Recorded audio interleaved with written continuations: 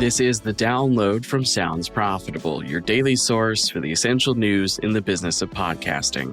I'm Gavin Gaddis, finally back. Here's what you need to know for today, Monday, September 29th. First up, it's too risky. Tariffs are causing brands to back away from the U.S. and spend abroad instead. Companies like Lofty and Footwear Unlimited, which oversees production for Fry, Spider, and Bear Traps, receive the bulk of their business from the United States. But with production facilities in China, they're staring down the barrel of an uncertain future.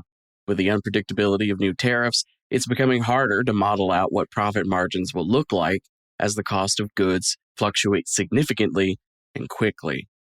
With companies assessing expansion abroad and cooling down their efforts in the United States, now is a good time for the podcasting industry at large to review their global reach and opportunities. Legacy companies are about to be new fish in big ponds worldwide, and podcasting's already there, speaking directly to their ideal audience. Next up, in defense of journalism, an appeal to the podcast industry.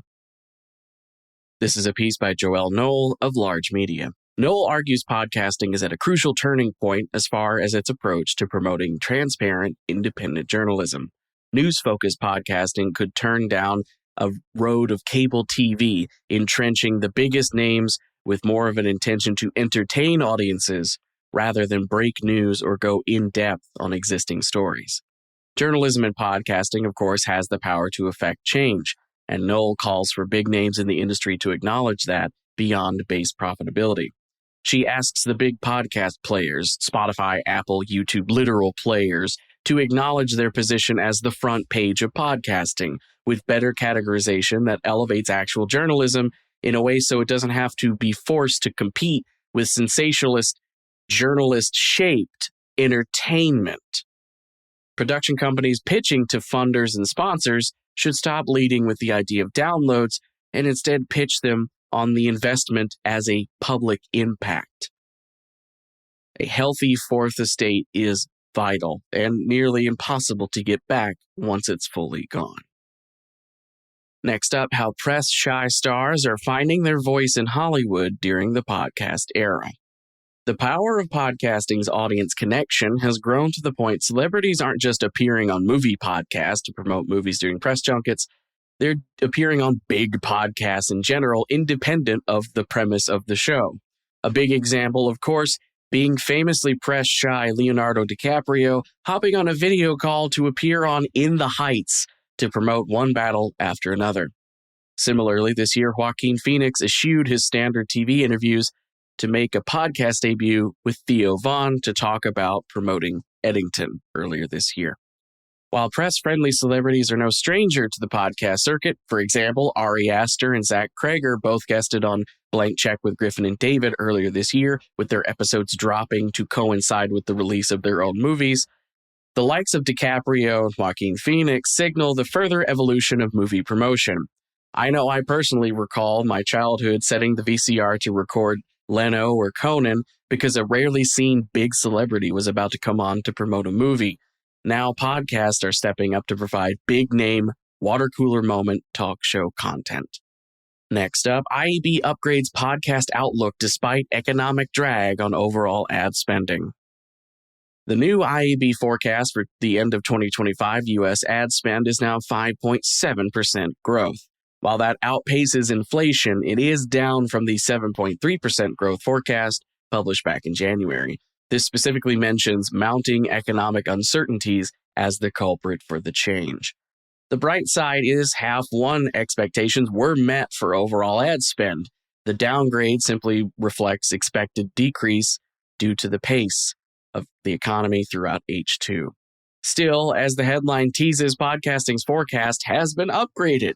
Now, podcast ad spend expectation as a growth of 7.9% is expected by the end of 2025, which is a half a point increase from January.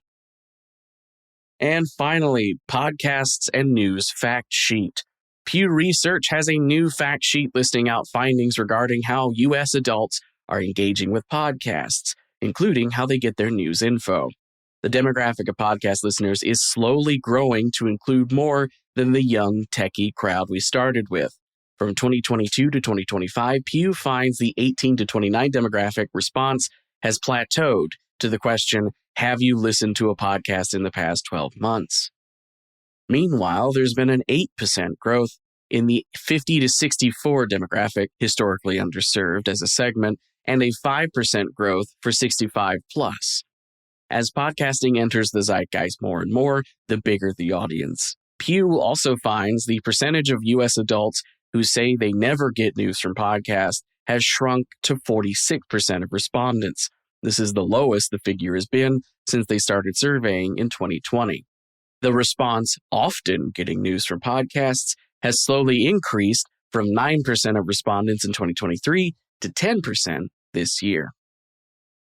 As for the rest of the news, SiriusXM Media has a new podcast trends report built around looking at 5 big questions facing podcasting, including does show size matter and does video dwarf the audio star. The Podcast Business Journal has a new interview with Inception Point AI CEO Janine Wright. Kelly McBride has a new in-depth issue of NPR's Public Editor column, specifically looking at NPR's future podcasting strategy. Station is partnering with creator-focused merchandise company Certified Crucial to launch embedded merch solutions, which will enable podcasts to launch, pre-sell, and fulfill merch all inside of Station. The Globe and Mail's 2025 edition of their top growing companies list named Quill one of Canada's top growing companies. This marks the 3rd year running that Quill has been recognized. Gumball is diversifying their roster of video-first podcasts with the signing of Clueless Podcast, Pretty Not Smart, and Let's Get Into It. And finally, YouTube UK has announced a new initiative called the All-Party Parliamentary Group, which will connect UK creators with policymakers to educate them on the realities of content creation and the creator economy.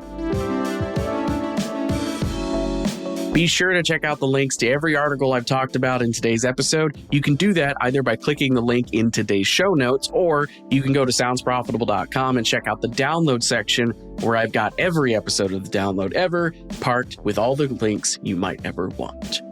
The download is written and produced by Brian Barletta, myself, and Tom Webster. For Sounds Profitable, I'm Gavin Gaddis, and I'll see you tomorrow.